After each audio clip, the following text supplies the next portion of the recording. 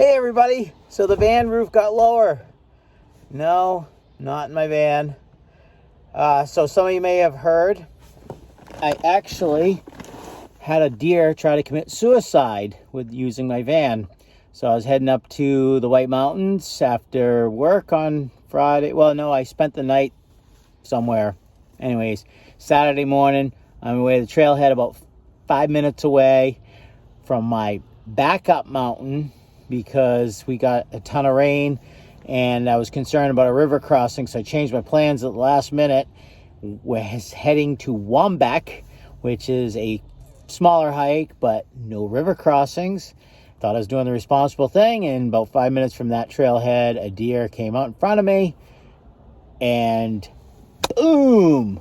So it's been about 2 weeks now, and I've been living in Mummy's Subaru.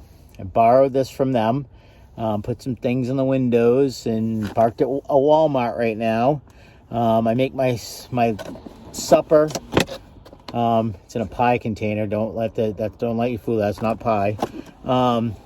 At work, and take it with me because I have no way of cooking in here. At least, I mean, I could, but I'm not gonna, because hopefully this is temporary.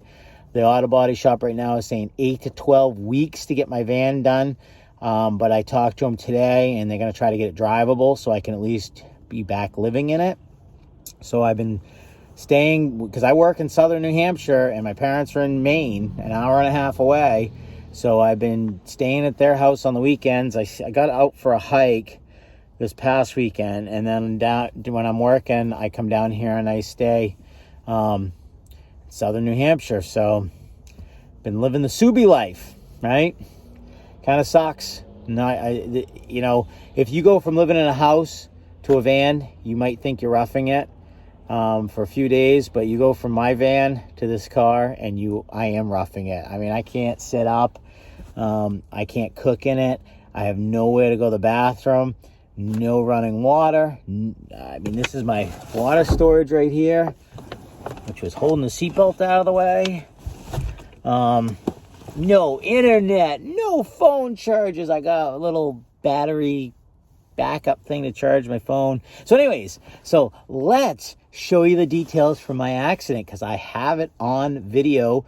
Got the dash cam, got some footage afterwards, got some footage of the damages, but I wanted to just piece this video together with another video. And I need to get this one out before I just did an exciting hike up a slide up one of the 4,000 footers in New Hampshire, and I filmed it with my buddy Bob, and I want to get that out, but a lot of stuff won't make sense if I put that one out first before I got this one together, which this is an ongoing thing. I was going to wait until it was all done and then put one complete video of my quest to get my van fixed in a post-COVID pandemic supply chain labor shortage world. Say that one fast. So hopefully I'll be back in my van in another week or two. If I'm not, I'm going to get the van and I'm going to fix it. So that will make some good footage, right? Some good content on YouTube. Might be kind of comical too, because I really don't know what I'm doing, but I'll figure it out, because I can't be living in a Subaru for 8 to 12 weeks. Can't do it. So anyways, let's go check out my accident and what there isn't much what led up to it. Basically, we're just going to get right into the meat and potatoes, or venison, I guess, and go from there.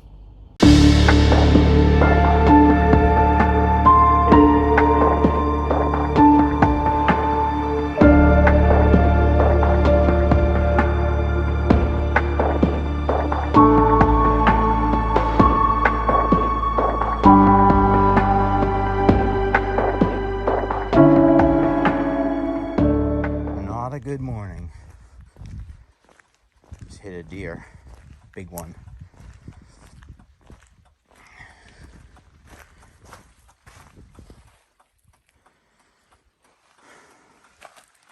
I hope this isn't totaled.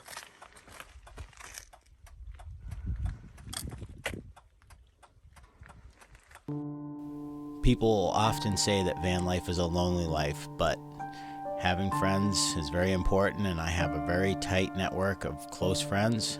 I gave Jen a call. She dropped her hiking plans, and her daughter drove all the way up and picked me up in Jefferson, New Hampshire. about an hour and a half drive from their house.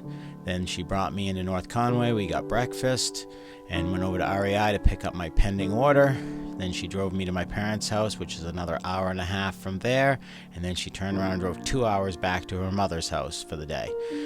So van life is only as lonely as you make it.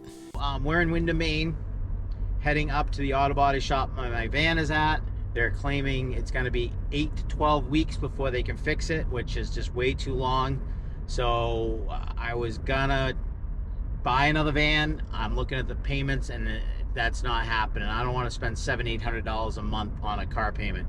So I've decided to maybe try to do it myself. So I'm going to go up and take a closer look at everything and see how things go. We'll see.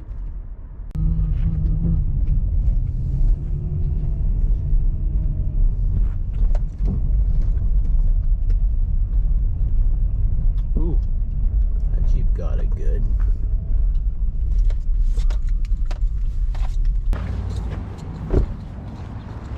Well, there it is. This is definitely screwed. A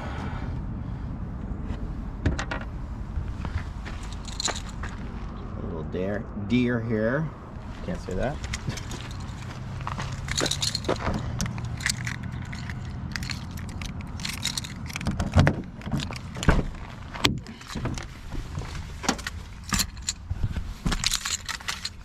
There's some parts I threw in here, so those might be savable. Oh.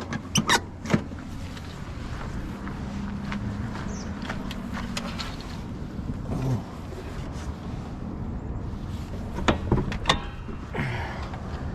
Yikes.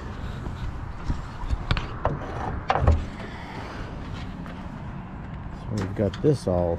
Boy, that deer hit me good.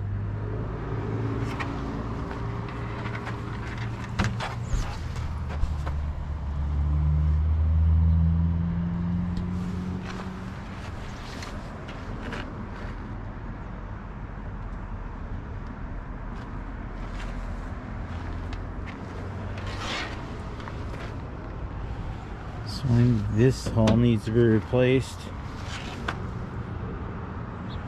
This condenser. I don't know, the radiator. Hard to tell if the radiator needs to or not.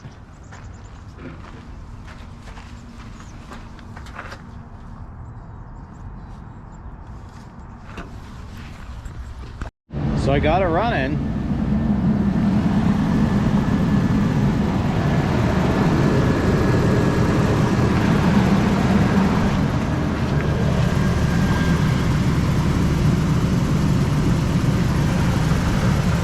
See any leaks.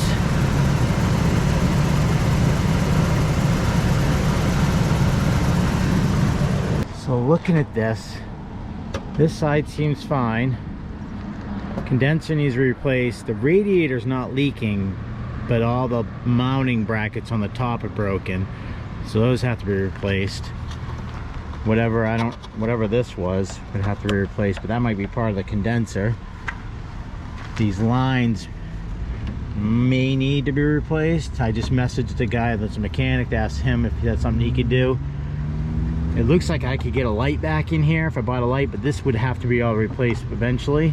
But if I just got a light, replace that, somehow mounted that, I've got this whole section inside the van, so I could probably get that back up and get a blinker and this light on, because all the lights work. They're just down here.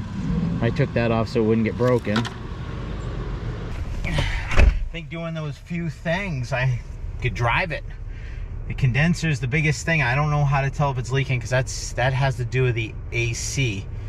So I messaged a guy that seemed to know about it and asked him if it would hurt it if I drove, how would I know it was leaking, and would it hurt it if I drove it if it was leaking.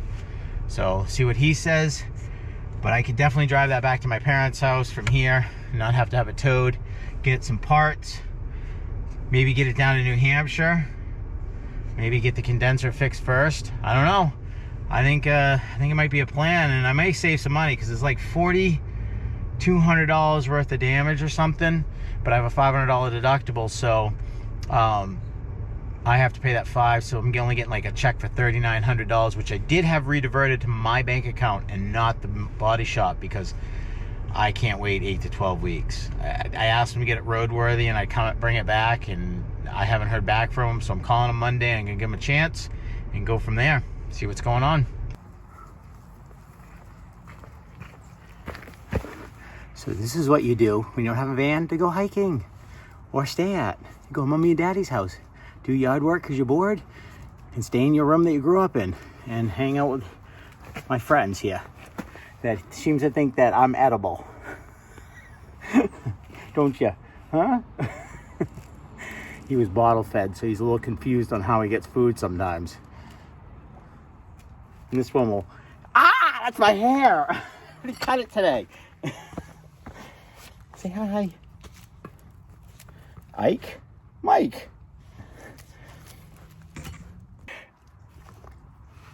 Can I help you?